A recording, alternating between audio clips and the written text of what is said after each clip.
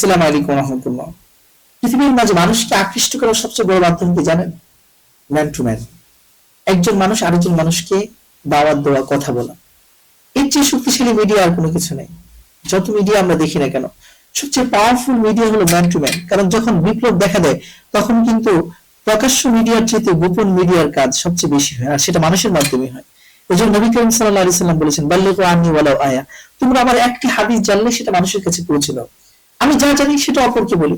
আমি আজকে জানলাম নামাজ পড়া, নামাজ জান্নাতের চাবি, আমি এটা অন্যকে বলি। আমি আজকে জানলাম কোরআন হলো মুমিনের হৃদয়ের বসন্ত, আমি এটা আজকে অন্যকে বলি। আমি জানলাম সূরা ইখলাস 3 বার পাঠ করলে এক খতম কোরআন শরীফের সওয়াব পাওয়া যায়। আমি চায়ের আড্ডা, স্টলে, বাজারে, হাটে ঘাটে, মাঠে সব জায়গায় এই দাওয়াতটা পৌঁছে দেই। এজন্য রাসূল বলেছেন, বাল্লিগু আন্নী ওয়ালাউ আয়া। আমার পক্ষ থেকে একটি আয়াত হলো উম্মতের কাছে পৌঁছে দাও।